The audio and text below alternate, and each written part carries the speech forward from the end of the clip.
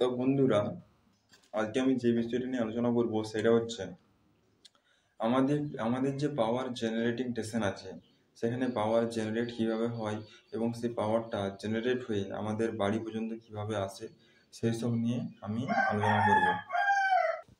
দেখো, আমাদের যেখানে পাওয়ার জেনারেট করা হয় সেখানে সেটা তাপবিদ্যুৎ হতে পারে, ঠিক আছে, সেটা সৌরশক্তি হতে পারে, জলবিদ্যুৎ হতে পারে, বিভিন্ন উপায়ে বৈজ্ঞানিকরা, ঠিক আছে, তারা আমাদের বিদ্যুৎ উৎপন্ন হচ্ছে, ঠিক আছে।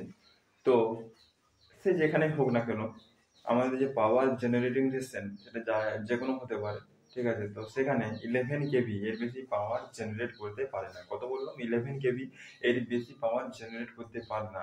সেই 11 কেভিটাকে কিভাবে বাড়িয়ে সেটাকে একটা শহর থেকে অন্য শহরে নিয়ে যাওয়া হয়, সেই সব কথা আমি এই ভিডিওতে বলবো। দেখো, পাওয়ার যেখানে জেনারেট করা হয় না, সেখানে কত 11 কেভি পাওয়ার জেনারেট করা হয়। সেই 11 কেভিটাকে স্টেপ আপ ট্রান্সফরমার দ্বারা, স্টেপ আপ ট্রান্সফরমার দুটো কয়েল থাকে, একটা প্রাইমারি কয়েল এবং একটা সেকেন্ডারি কয়েল।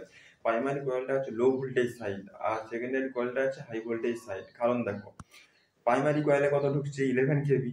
11 কেভিটা কত হয়ে বেড়াচ্ছে? 33 কেভি, 63 কেভি। মানে 11 কেভি থেকে তো 33 কেভিটা বড়, 63 কেভিটা, 63 কেভিটা বড়।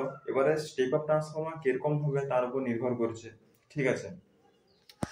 এবারে স্টেপ আপ ট্রান্সফরমার যদি সেকেন্ডারি কয়েলের পাক সংখ্যা বেশি থাকে, তাহলে সেখানে ও বেশি ভোল্টেজ দিতে পারবে।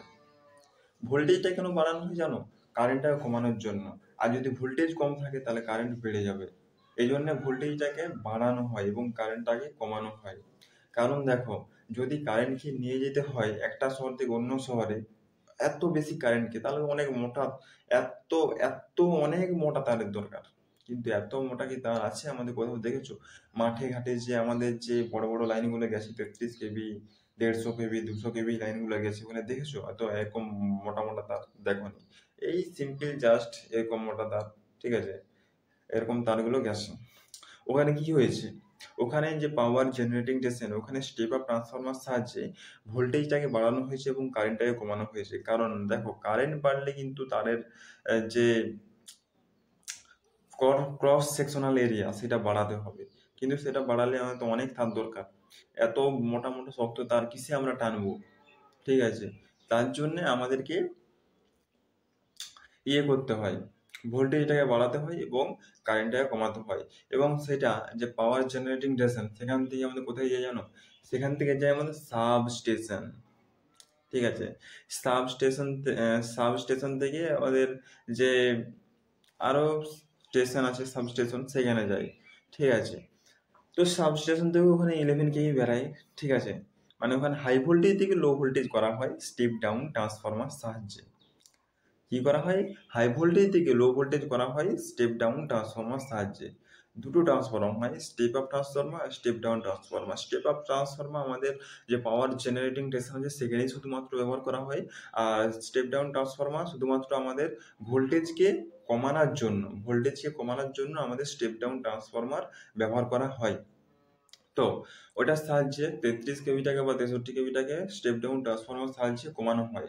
কমিয়ে কোথায় নিয়ে যাওয়া হয়? কমিয়ে আমাদের যে পাড়াতে, ঠিক আছে, সেখানে নিয়ে যাওয়া হয়। পাড়াতে নিয়ে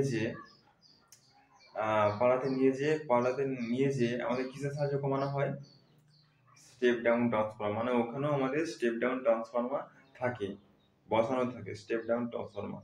সেই স্টেপ ডাউন ট্রান্সফরমার সাহায্যে ভোল্টেজটাকে কমানো হয়, ঠিক আছে। কমিয়ে কত করা হয়? আচ্ছা, এক মিনিট। স্টেপ ডাউন ট্রান্সফরমার মধ্যে কি থাকে জানো? ওখানেও প্রাইমারি কয়েল থাকে এবং সেকেন্ডারি কয়েল থাকে। ওই প্রাইমারি কয়েলটাকে বলা হচ্ছে হাই ভোল্টেজ সাইড। এর স্টেপ ডাউন ট্রান্সফরমার ক্ষেত্রে প্রাইমারি কয়েলটাকে কি বলা হচ্ছে? High voltage side. এবং সেকেন্ডারি কয়েলটাকে বলা হচ্ছে লো ভোল্টেজ সাইড। কেন? দেখো, স্টেপ ডাউন ট্রান্সফরমার ক্ষেত্রে আলাদা, আর স্টেপ আপ ট্রান্সফরমার ক্ষেত্রে আলাদা, স্টেপ ডাউন ট্রান্সফরমার ক্ষেত্রে আলাদা। দেখো, ওর প্রাইমারি কয়েলে লো ভোল্টেজ ছিল, এর স্টেপ ডাউন ট্রান্সফরমার প্রাইমারি কয়েলে কি ছিল? Low voltage. আর সেকেন্ডারি কয়েলে হাই ভোল্টেজ ছিল। আর স্টেপ ডাউন ট্রান্সফরমার প্রাইমারি কয়েলে হাই ভোল্টেজ আর সেকেন্ডারি কয়েলে লো ভোল্টেজ, ঠিক আছে। কতটা পার্থক্য দেখতে পাচ্ছ? তো এখানেও দুটো কয়েল থাকে, প্রাইমারি কয়েল এবং সেকেন্ডারি কয়েল।